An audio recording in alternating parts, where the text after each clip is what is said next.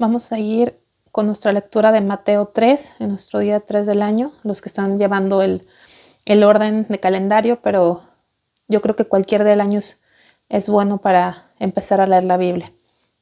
Entonces estamos en Mateo 3. Dice: en aquellos días vino Juan el Bautista predicando en el desierto de Judea y diciendo: arrepentíos, porque el reino de los cielos se ha acercado.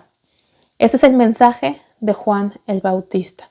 Predicaba en el desierto y su mensaje era de arrepentimiento. Cuando él dice porque el reino de los cielos se ha acercado, era una forma de decir que Dios mismo había venido. Pero la palabra cielos es como un eufemismo, o sea, una palabra más agradable, menos ofensiva, ya que quien nos escuchaban eran los judíos, y los judíos no dicen o tratan de no decir el nombre de Jehová porque es tan santo, es tan sagrado que no dirás el nombre de Dios en vano, ¿no? Tienen cuidado hasta con mencionar su nombre, cosa que debemos aprender esa reverencia. Entonces, en lugar de hacer referencia a Dios mismo como rey, dice cielos, pero lo que quiere dar a entender es que Dios mismo, el rey mismo, el Dios, se ha acercado. Es el plan de salvación, se inicia en Dios. Dios tuvo la iniciativa, se ha acercado. Y dice en el versículo 3, pues este es aquel de quien habló el profeta Isaías cuando dijo: voz del que clama en el desierto, preparad el camino del Señor, enderezad sus sendas. Se hablaba de Juan el Bautista desde antes. ¿Quién iba a ser? ¿Cómo iba a ser? Habló el profeta Isaías. Pero es muy importante que él era la voz del que clama. Muy diferente a decir que Juan era el que clamaba. Era la voz del que clama. O sea, no era Juan el que clamaba diciendo: preparad el camino del Señor, enderezad sus sendas, sino él era únicamente la voz. El que clamaba diciendo: enderezad sus sendas, era Dios mismo a través de él. Dios lo usó para preparar el camino del Salvador. Y yo creo que Dios está usando hoy a su pueblo para preparar la venida de nuestro Señor de alguna forma. Dice que Juan estaba vestido de pelo de camello y tenía un cinto de cuero alrededor de sus lomos, y su comida era langosta y miel silvestre. Fíjense cómo él se vestía. No era ropa, él no andaba a la moda, no era alguien que andaba con glamour, era práctico en su vestimenta, y su vestimenta decía mucho acerca de él, lo que él comía y cómo él vestía. O sea, comía algo sano, pero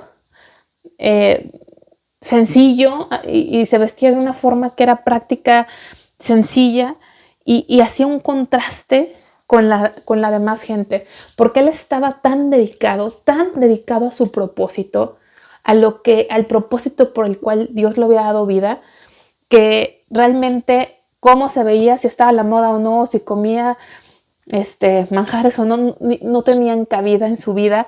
Y realmente verlo a él, y a veces ver nuestro estilo de vida, nos daría vergüenza verdaderamente, porque él no le preocupaba ninguna de las cosas para lo que la gente generalmente vive, ¿no? No había nada de mundanalidad en él, estaba totalmente consumido con su propósito.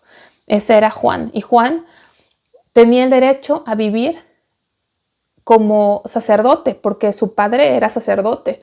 Y cuando hablamos del sacerdocio, no hablo del sacerdocio como lo conocemos en la religión tradicional, sino tenemos que entender que el contexto bíblico, cuando en la Biblia se habla de sacerdocio, habla del sacerdocio exclusivo y específico de la nación de Israel, que no tiene nada que ver con el sacerdocio que conocemos, sobre todo en países como Latinoamérica, ¿verdad? Del sacerdocio de la iglesia tradicional. Es otra cosa, y poco a poco vamos a irlo viendo en la palabra de Dios. Pero él tenía derecho a participar del sacerdocio y de vivir de los diezmos, de las ofrendas, pero había tal corrupción dentro del sacerdocio que Dios mismo había establecido, pero se había corrompido, que todo aquello que es manejado por hombre, pues termina mal, ¿no? Él se había salido de ahí, había dejado todo eso para cumplir el llamado de Dios a su vida. Este era un varón de Dios. Y dice versículo 5, y salía a él Jerusalén y toda Judea y toda la provincia de alrededor del Jordán, y eran bautizados por él en el Jordán confesando sus pecados. Este bautizo de Juan no es el bautizo con el que hoy nos bautizamos, porque este bautismo fue predecesor, previo o anticipado a la venida del Salvador. Era un bautismo de arrepentimiento. El bautismo que hoy practicamos más bien es un bautismo que nos identifica con Cristo, como creyentes con Cristo, que nos identificamos con Él en su muerte y en su resurrección, muriendo para el mundo, muriendo para nosotros y viviendo para Él como Cristo. Nos identificamos con Cristo. Y este bautismo de Juan era un bautismo de arrepentimiento. Entonces por eso dice que eran bautizados por él en el Jordán confesando sus pecados. Al ver él que muchos de los fariseos y de los saduceos venían a su bautismo, les decía: generación de víboras, ¿quién os enseñó a huir de la ira venidera? Aquí en el Nuevo Testamento vamos a ver este grupo de personas que se mencionan muy frecuentemente, fariseos y saduceos.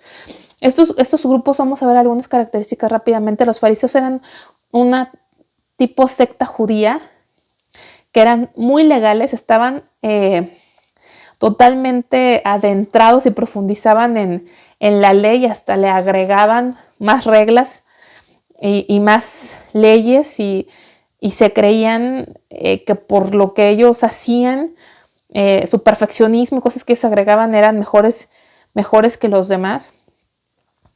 Por otro lado, los saduceos, ellos no creían en nada de lo sobrenatural, no creían en la resurrección, no creían en la existencia de los ángeles, negaban todo aquello que era sobrenatural, no rechazaban las tradiciones humanas, de alguna forma eran opuestos en sus creencias, los fariseos de los saduceos.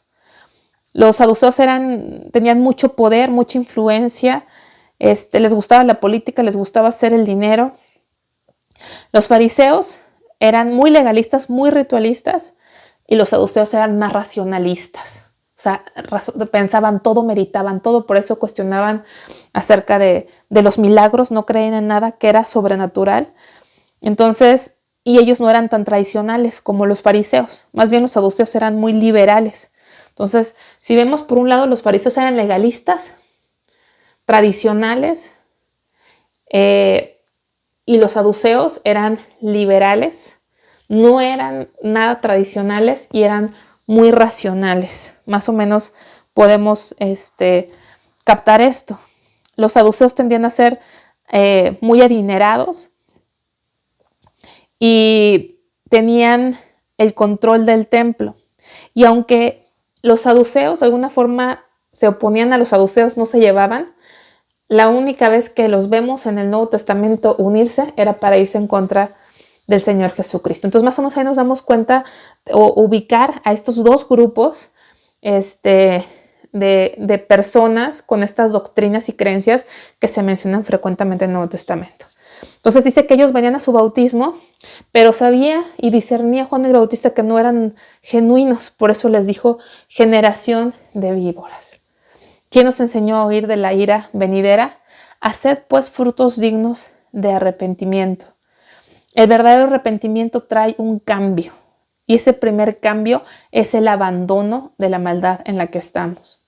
Y no penséis decir dentro de vosotros mismos: Abraham tenemos por padre, porque yo os digo que Dios puede levantar hijos de Abraham aún de estas piedras.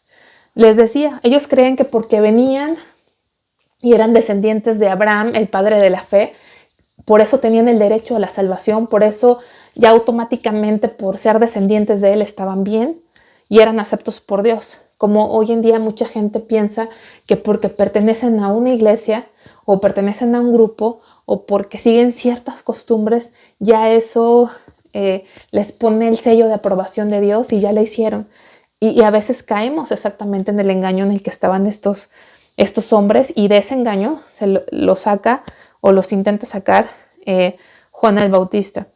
Dice el 10, y ya también el hacha está puesta a la raíz de los árboles, por tanto todo árbol que no da buen fruto es cortado y echado en el fuego. Yo a la verdad os bautizo en agua para arrepentimiento, pero el que viene tras mí, cuyo calzado no soy digno de llevar, es más poderoso que yo, él os bautizará en Espíritu Santo y fuego. Hablando de Cristo, él solamente vino a preparar el camino. Su aventador está en su mano y limpiará su era, y recogerá su trigo en el granero y quemará la paja en fuego que nunca se apagará. Va a haber un juicio eterno. No hay nada que hagamos en esta tierra que no va a tener una recompensa o va a ser juzgado. Todo va a ser juzgado por Dios. Entonces Jesús vino de Galilea a Juan, al Jordán, para ser bautizado por él. Mas Juan se lo oponía diciendo, yo necesito ser bautizado por ti, y tú vienes a mí. Pero Jesús le respondió, deja ahora, porque así conviene que cumplamos toda justicia. Entonces le dejó. No quería Juan bautizar a Jesús porque ese bautizo era para arrepentimiento y Juan sabía que él no tenía nada que arrepentirse. Juan sabía que él era el Cordero de Dios, sin pecado y sin mancha. Pero Jesús lo hizo porque desde ahí él se estaba identificando con los pecadores. Él se identificó, nunca pecó, pero se identificó con nosotros, puesto que él tomó nuestro lugar. Era necesario que esto sucediera. Dice el 16, y Jesús, después que fue bautizado, subió luego del agua, y aquí los cielos fueron abiertos y vio al Espíritu de Dios que descendía como paloma, o sea, no que era una paloma, sino en forma de paloma y venía sobre él. Y hubo una voz en los cielos que decía, este es mi Hijo amado, en quien tengo complacencia. Entonces fue bautizado y vemos ahí que se manifiesta lo que le conocemos la Trinidad, aunque esta palabra no está en la Biblia. Vemos a Jesús, vemos al Espíritu Santo en forma de paloma y escuchamos la voz del Padre. Las tres personas de la deidad en este evento importante, y Dios aclara algo muy importante. Este es mi Hijo amado en quien tengo complacencia. Este es mi Hijo a quien apruebo, en quien me gozo y en quien me deleito. De nadie más ha dicho eso el Padre, porque su deleite, su alegría, su complacencia solamente está en uno y está en su Hijo. Entonces, cuando su Hijo viene a vivir en nosotros, Él se deleita en su Hijo que mora en nosotros. Él es. Nunca pongamos el reflector hacia nosotros. Solamente hay uno, que es el deleite del Padre, que es el Hijo Jesucristo, y de quien trata este libro de la palabra de Dios. Solamente trata de uno. El centro de la palabra de Dios, para entender la palabra de Dios, tenemos que entender que solamente se trata de uno. No se trata de ti y de mí, se trata de Cristo. Y si leemos la palabra, no es para ver qué hay para mí, sino es para conocer a Cristo. Que Dios nos abra nuestros ojos espirituales para verlo a Él.